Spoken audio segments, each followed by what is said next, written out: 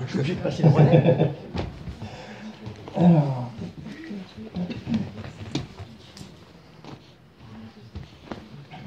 Merci. Il n'y a pas de quoi. Ah, t'as le bouton rouge? Le bouton rouge, ouais, je l'ai. C'est exact. T'as le bouton rouge, c'est bon. Ça revient, ça revient, ça revient. Ça revient, c'est bon. Allez, allez. Tu me rappelles comment on passe? À gauche? Oui, gauche, droite. D'accord, je vais passer. Voilà. Ok. Eh bien, bonsoir, merci d'être là. Oui, comme disait Loïc, il y a de plus en plus de monde, donc c'est sympa. J'ai voulu faire une intervention un peu différente aujourd'hui, que j'ai demandé à Loïc, parce que je suis passé dans la première phase du lancement de Tech in Chart. Je m'appelle Eric Messeka.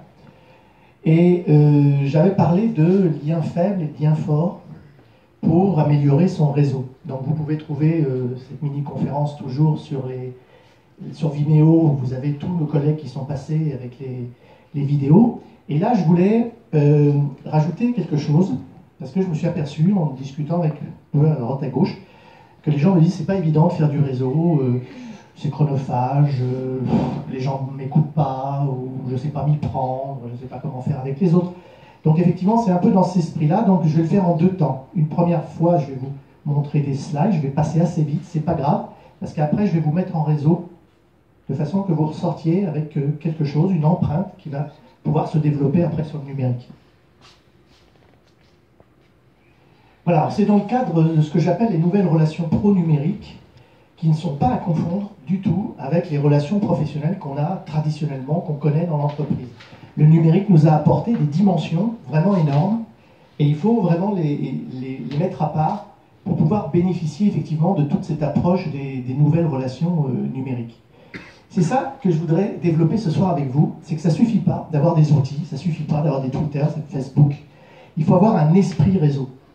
C'est-à-dire dans la relation humaine que va vous aider à faire tout le numérique, il faut y mettre quelque chose de vous.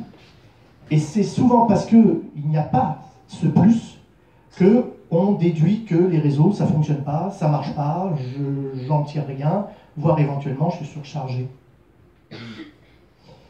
Alors, j'ai pris cette image de façon, parce qu'à chaque fois on me demande, mais les réseaux, historiquement, ça dépend de quand? En fait, d'une façon amusante, je dis, bah, ça dépend du moment où le jour où le Cro-Magnon, il a compris que pour bouffer du mammouth, il fallait s'y mettre à plusieurs.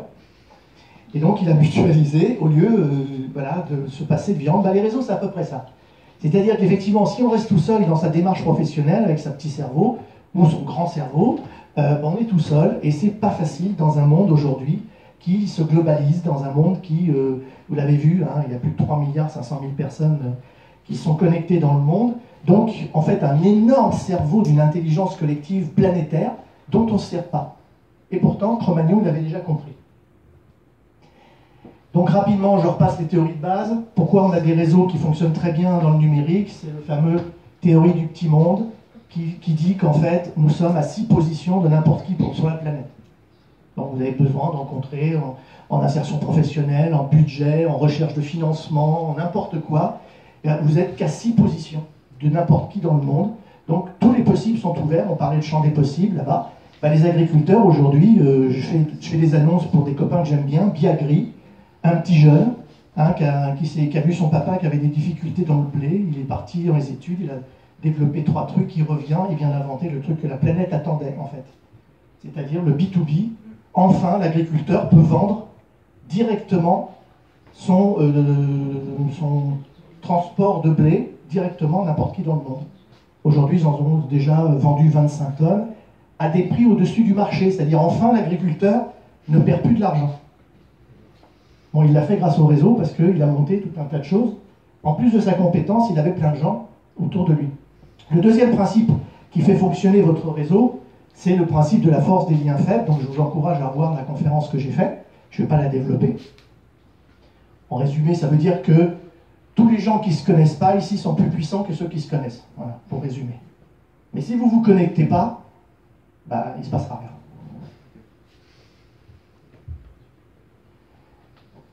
rien. Petit conseil, 3 types de réseaux. Vous avez besoin d'un réseau horizontal, c'est celui le plus ouverture d'esprit. Je me connecte avec des gens que je ne connais pas et qui ne sont surtout pas de mon métier. Vous avez besoin d'un axe vertical, c'est mes pairs, c'est les gens de mon métier avec lesquels je vais parler que de mon métier. Et vous avez besoin d'un capital talent territorial, c'est-à-dire le réseau territorial. Vous êtes de quelque part. Ici, vous avez un réseau qui s'appelle l'Eure-et-Loir, par exemple. Il peut s'appeler Chartres aussi. Donc, plus vous travaillez effectivement en territorialité, plus vous trouvez des gens qui ont envie de vous aider, parce qu'en fait, vous avez un point commun, c'est que vous êtes du même territoire. C'est pour ça que, par exemple, Chartres a très intelligemment développé la marque. Vous avez peut-être entendu. Hein, on a une marque maintenant à Chartres qui s'appelle C'est Chartres. De créer une marque, c'est créer une appartenance qui fait que maintenant, si vous développez ces Chartres, bon, je ne l'ai pas mis là, mais je le mets le badge d'habitude, eh bien, tout de suite, on vous reconnaît. Et donc, en termes de réseau, si quelqu'un fait partie de ces Chartres et que moi, je fais partie de ces Chartres, a priori, on peut se parler. C'est plus facile, en tout cas. Ça n'aboutit pas toujours, mais c'est plus facile. Donc, ce que je voulais dire, c'est qu'effectivement, maintenant, avec tous ces outils-là, vous avez des puissances de réseau, mais d'une façon phénoménale. Tous les champs des possibles sont ouverts. Le réseau, c'était pas nouveau, hein, tout le monde faisait du réseau, mais c'était avant très associatif, très fermé, on ne savait pas ce qu'ils faisaient, voire même c'était des sectes pour certains endroits. Maintenant, les réseaux sont très ouverts. De chez vous, vous avez toute la planète ou votre voisin avec qui vous pouvez vous connecter, échanger, partager, faire des projets sans aucune limite, ni sociale, ni financière. Mais c'est là que ça ne suffit pas. Effectivement, beaucoup de gens en France ont cru qu'il suffisait de s'installer sur Facebook, sur LinkedIn, sur Viadeo, sur Twitter, de balancer un tas de trucs, sur tout ce qui venait par la tête, sans se rendre compte qu'en fait, il l'envoyait à des gens qui existaient, des humains, et qui le prenaient à leur manière. Pas toujours très bien, c'est pour ça que vous avez des conflits souvent, et que les gens disent « oui, mais c'est chronophage, et je m'engueule avec les gens, je ne produis rien ». Je leur dis « commence par comprendre ce que tu envoies ». Peut-être que si tu fais attention à ce que tu envoies, peut-être que tu n'auras pas les conflits des autres qui te répondent. Donc voilà, c'est ça qui est intéressant, c'est l'esprit réseau, c'est travailler sur soi pour savoir un petit peu comment on est, comment on se comporte sur le réseau. Premier principe, le réseau, c'est on donne d'abord. C'est un principe humain, bon, des fois un peu oublié dans certains endroits, mais c'est évident, si le réseau, si vous commencez à rentrer sur le réseau, commencez à demander j'ai besoin de ça, j'ai besoin de ça, j'ai besoin de ça, qu'on ne vous connaît pas, qu'on ne sait pas votre compétence, que vous n'avez pas de crédibilité, pas de recommandation, en fait, on n'a pas confiance en vous. Tant que ce travail n'est pas fait, n'essayez pas, ça ne peut pas marcher, mais ça ne marche pas non plus dans la vraie vie. Est-ce que vous vous arrêteriez dans la rue en disant aux gens tu peux venir, j'ai besoin de 100 balles, ou tu peux venir me faire rencontrer le DRH parce que j'ai besoin d'un boulot? Non, vous ne le faites pas. Alors pourquoi vous le faites sur les réseaux sociaux? Le problème c'est ça, c'est que les gens commencent par demander. Eh bien, ils ne reçoivent rien. Donc, donnez, et vous verrez que les réseaux vous recevront. Alors, je vais faire l'envers.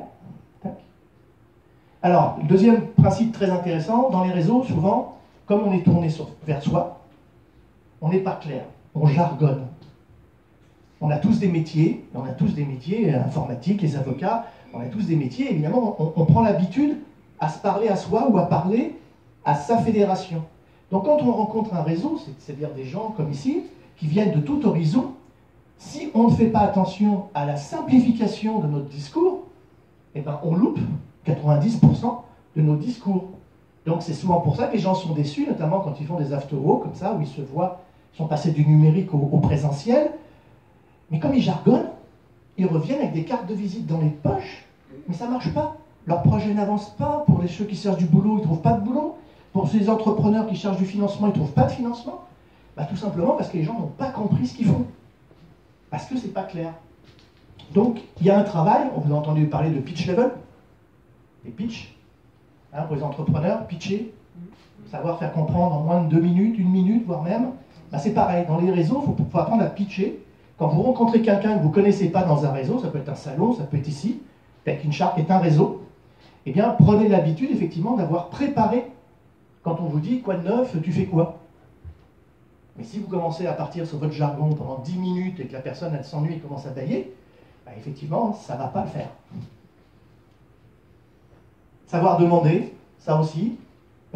Souvent, quand on est en contact de réseau, la personne se met à parler, elle raconte sa vie, surtout son passé, rarement le projet d'avenir. Or, un réseau, il ne va pas vous aider dans le passé, puisque le passé, il est passé. Un réseau peut vous aider que dans le présent et dans l'avenir. Donc si vous ne demandez pas quand vous êtes dans des discussions de salon en disant, bah tiens, en ce moment, oui, alors je fais ça, nanana, et puis je cherche à rencontrer absolument des commerciaux, des DRH, ou je suis entrepreneur, je cherche à faire un tour de table, je cherche 1 million de francs. Si vous ne le dites pas, personne ne peut vous aider à vous mettre en contact avec d'autres personnes qui ont le 1 million de francs. Donc à un moment donné, effectivement, le pitch level du réseau, c'est quelque chose de bien organisé pour que vous me mettez dans ma tête un besoin, que moi, si vous partagez les mêmes valeurs ou les centres d'intérêt, j'ai envie de vous aider. Donc c'est une technique. Participer à la réussite des autres. Ça, c'est un gros sujet. Quand vous êtes sur un territoire, prenons un territoire, vous avez plein de gens qui font des choses, des projets. Il y en a qui ne vous intéressent pas, mais il y en a qui vous intéressent. Le gros problème que nous avons quand nous démarrons des projets, c'est un problème de communication. Si nous restons seuls à développer notre communication sur notre propre projet, on n'ira pas bien loin. Par contre, si d'un seul coup, vous avez une solidarité de communication par territoire, par exemple Tekinchart, vous avez vu des gens qui nous ont parlé de trucs super. Tracto-brique et Tractopool, par exemple. S'ils continuent à être que eux à communiquer, c'est dur. Mais si d'un seul coup, je ne sais pas, on est 40 là, si en sortant tous vous mettez sur Twitter et que vous rebalancez leur com, vous imaginez l'effet exponentiel que vous allez leur permettre. Et si vous faites ça pour eux, ben, il y a de grandes chances qu'elle elle fera la même chose pour vous. C'est ce qu'on appelle en humain la réciprocité. Donc en prenant l'habitude de réseau, dans l'esprit réseau, c'est quand un projet vous plaît. L'idée, c'est pas de peser pour n'importe quoi qui ne vous plaît pas, hein.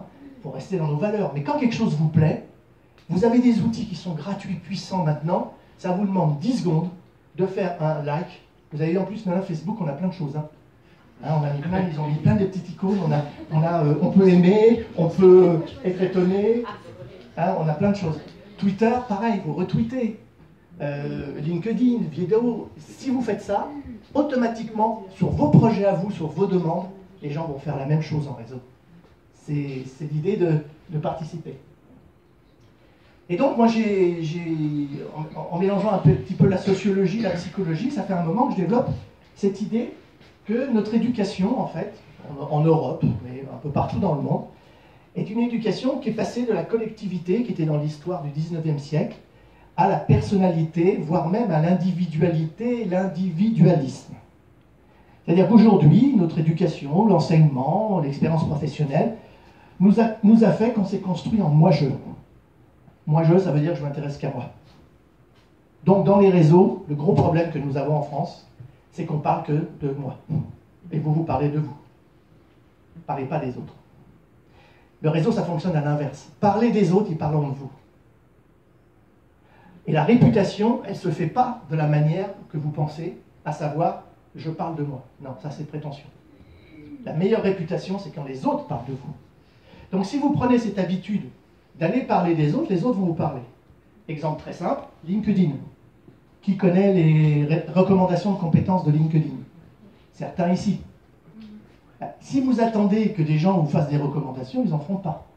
Par contre, reprenez votre carnet d'adresses, revisitez les bons moments que vous avez passés à la fac, mais dans l'entreprise, recherchez les noms de vos collègues, ceux avec lesquels ça s'est bien passé, on oublie avec ceux où on s'est fâché, quand même pas être maso.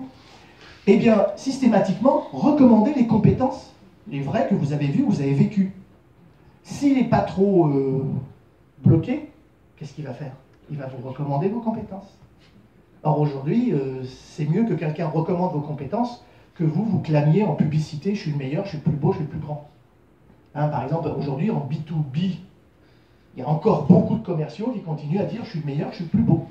Ça serait mieux que ce soit leurs clients qui disent oui, c'est lui qui est bon. Et aujourd'hui, grâce au numérique, c'est comme ça qu'on vend. Donc les commerciaux 2.0 ont énormément à progresser, parce qu'effectivement, s'ils continuent à toujours dire je suis le plus beau, je suis le meilleur, bah, les gens, ils n'y croient plus. Ils ne croient plus que, quoi, leurs amis de réseau. Donc voilà, donc il faut passer un petit peu à une nouvelle approche, se décentrer du moi-je, pour aller vers une nouvelle posture professionnelle que j'ai appelée je nous. Alors pourquoi? Parce qu'il ne faut pas passer au nous. C'était quand même bien de parler de je. Parce que je, c'est notre singularité, notre personnalité, notre différence. Or, on a besoin de ça. Par contre, il ne faut pas parler que de ça. Donc le jeu dans le nous c'est le projet. Par exemple, le jeu, c'est chacun de vous dans le projet Tech in Shark. Tech in Shark, c'est le nous. Si d'un seul coup, vous vous mettez à tweeter des choses que vous avez entendues, vues, vous êtes actif dans le nous. Mais vous êtes jeu. Donc il ne faut pas tomber, comme certains le mentent, en disant « oui, mais les réseaux, c'est du collectif, c'est super, on est tous collaboration ». Et au bout d'un moment, on s'oublie soi-même, surtout pas. Parce que la mondialisation, elle a besoin de cette singularité, elle a besoin de cette force de la différence. Mais il faut qu'en même temps que vous parlez de votre vous, de vos projets, de votre réussite, il faut aussi vous inscrire dans un nous territorial, un nous collectif, un nous...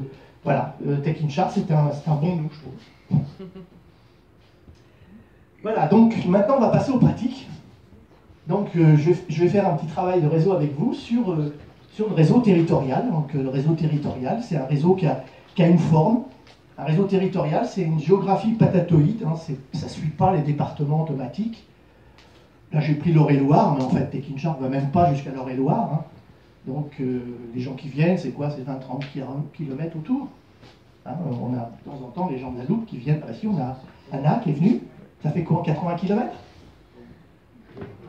40, tu vois, donc, on va jusqu'à 40, 50. Voilà, c'est ça un territoire. C'est-à-dire des gens qui, en fait, sont de quelque part. C'est très important le capital territorial, parce que dans un monde qui se globalise, dans un monde où il y a l'Europe, dans un monde où, en fait, les frontières nationales disparaissent, ça nous fait assez de soucis sur l'identité, d'ailleurs, vous avez vu, le bordel un peu, il y a quelque chose que l'humain ressent très fort au fond de lui, c'est qu'il doit appartenir quelque part. Nous devenons des nomades. C'est pas facile, les jeunes générations Y y arrivent mieux, et les anciens moins. Donc, si on n'est plus national, si l'Europe a du mal à se faire, et qu'en plus on nous dit maintenant tout le monde est global, d'où on est? Ben, on est d'un territoire. Donc on est d'où on est né, on est d'où on travaille, on a 3 territoires. Et le troisième, c'est où on aimerait vivre. Voilà, ça c'est le rêve, c'est le territoire de rêve. Donc voilà, on va prendre Tech in Shark, parce que ben, vous y venez de plus en plus tous les mois, et que ça serait bien que vous vous connaissiez un petit peu plus transversalement. Alors, on va commencer à faire une petite action là-dessus. Je vais vous faire bosser un petit peu de gymnastique. Hein. Vous allez lever les doigts, ou les mains. C'est pas... Voilà, tu sais faire, donc c'est bon.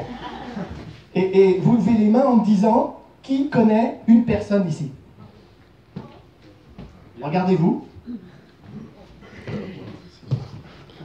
Ah, vous voyez, c'est déjà pas mal, hein? Qui connaît plus de 3 personnes? Forcément, il y en a moins. Qui connaît plus de 10 personnes?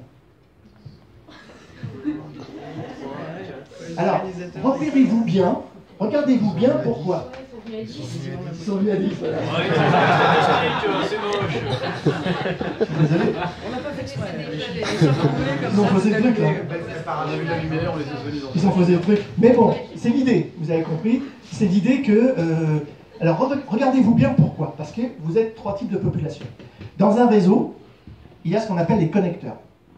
Ce sont des gens qui, par leur métier, Loïc est un connecteur, par ses initiatives, connaissent beaucoup plus de gens que madame, qui m'a dit qu'elle en connaissait combien? 1. Votre prénom? Albina. Albina. C'est joli ça.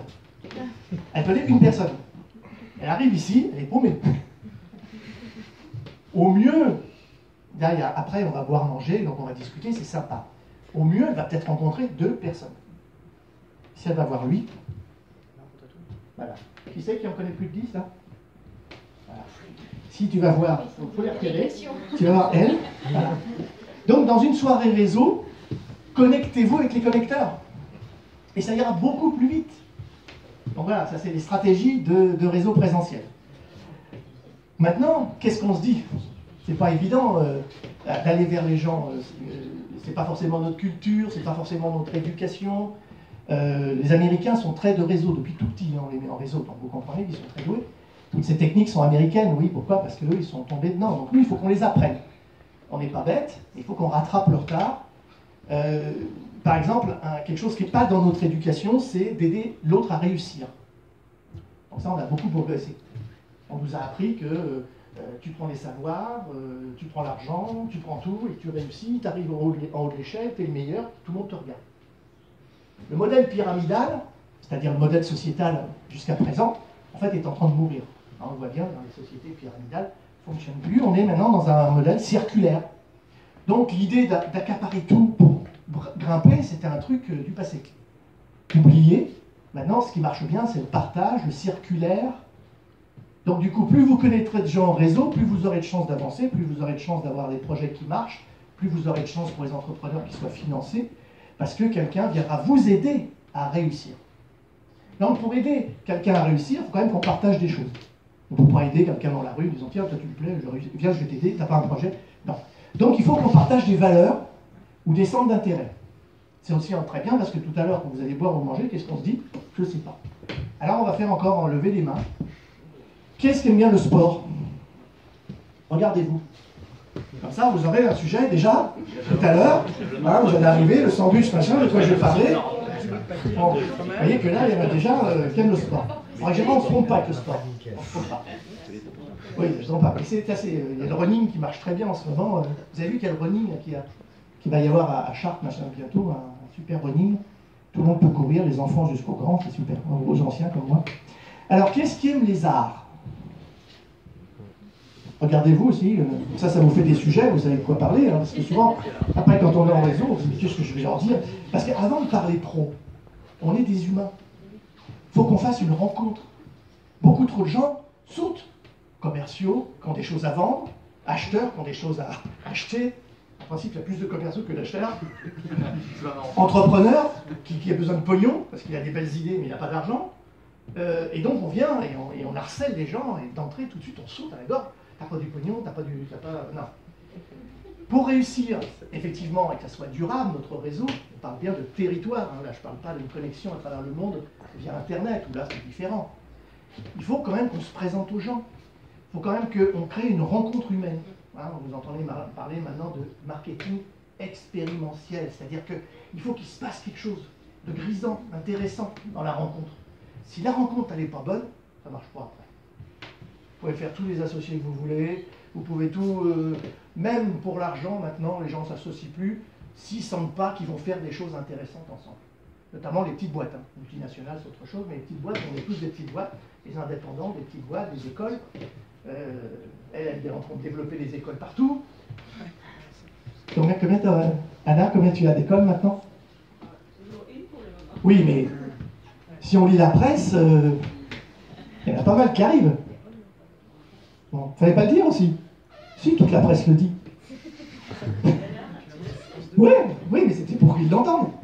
C'est intéressant de voir que, en fait, même en partant de l'école de la Loupe, qui fonctionne bien, eh bien, en moins de 2 ans, d'un seul coup, le modèle se développe. J'ai entendu Châteaudun, j'ai entendu Chartres, Dreux, Fontainebleau.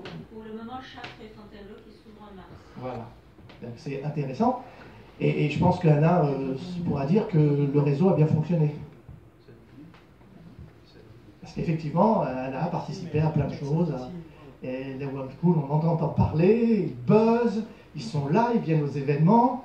Et au bout d'un moment, on les trouve très sympathiques. En plus, ce qu'ils font, c'est très efficace. Merci, c'est gentil. Eh bien oui, non, c'est vrai.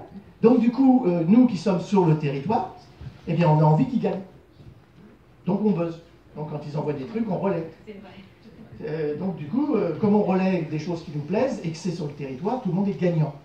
En fait, quand vous êtes sur un territoire, faites gagner votre territoire, parce que plus vous agrandissez le gâteau, plus votre part sera grande.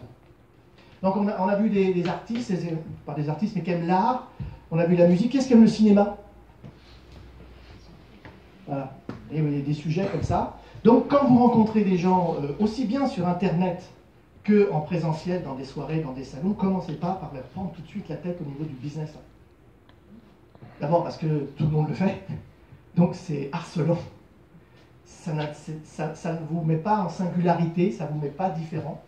Or, si vous voulez faire une rencontre de réseau réussie, il faut être un peu singulier, il faut qu'on se rappelle, ah oui, je me rappelle, ah oui, la dame, je ne me rappelle pas de son nom, mais c'est sympa ce qu'elle m'avait raconté comme histoire. Ou ce monsieur-là, ouais, il m'avait dit, il m'avait parlé d'un nouveau musée qui s'est ouvert, voilà, où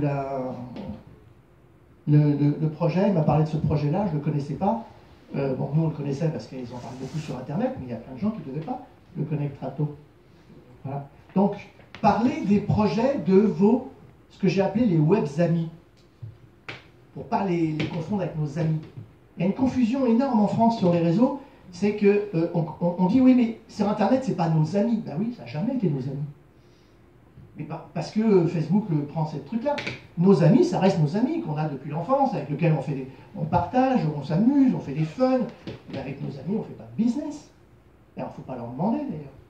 Par contre, on fait nos amis, on fait avec de nouveaux amis, ce que j'ai appelé les web amis, les fameux liens faibles, que vous découvrez grâce à des rencontres facilitées par des places comme ça, ou sur Internet, en profilant bien les gens que vous avez besoin pour vos projets. C'est ces gens-là qui vont vous aider. Beaucoup plus d'ailleurs que vos amis.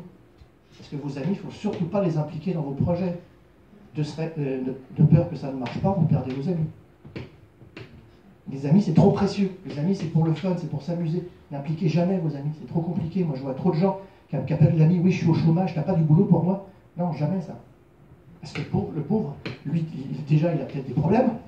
Et c'est très dur d'avoir du boulot. Donc, du coup, comme vous ne pouvez pas dire oui, puisque vous avez envie de dire oui à vos amis, eh bien, vous ne voyez plus votre ami de peur de lui dire non, je ne peux pas t'aider. Donc, n'impliquez pas vos amis, par contre, impliquez vos web amis. À travers Internet, ici, vous demandez à des gens que vous ne connaissez pas, là, vous ne demandez pas de trouver du boulot, mais dites, là, je m'intéresse à la santé ou à la cosmétique, hein, puisqu'en ce moment, je m'occupe de cosmétique. Toi qui connais Cosmétique Valais, est-ce que tu n'as pas quelqu'un qui pourrait m'aider à m'expliquer comment ça fonctionne parce que je veux faire ma nouvelle carrière? Voilà, ça. Quelqu'un qui connaît Cosmétique, il va dire oui, attends, je vais t'en parler, ou je vais te connecter avec un tel, je connais le président, machin, et puis voilà, ça vous fait avancer. Donc les web amis, c'est ça. Alors une dernière petite chose, géographiquement, on s'est aperçu, tout ça c'est des études qui nous viennent des États-Unis, mais ça fonctionne aussi bien en France. Pour faire du réseau au niveau des projets, hein, pas simplement se parler, il ne faut pas être distant trop les uns les autres. Hein.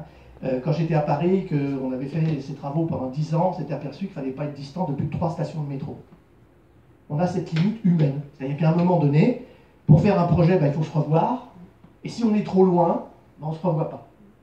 Donc je vais juste demander comme ça, en termes de géographie, qui est de Chartres. Voilà, donc vous voyez. Qui est de Chartres Métropole. Vous voyez la différence? Hein? Voilà, donc Chartres Métropole, c'est à 20 km autour. Chartres, moins, ouais, voilà. Combien? Ouais. Ouais, mais je crois qu'ils ont de l'ambition. Hein. J'ai vu le projet. Le maire qui m'avait invité là, au vœu du maire nous a montré une carte. Je crois que ça va grossir, Chartres Métropole. Qui est au-delà? Voilà. Vous connaissiez ou pas?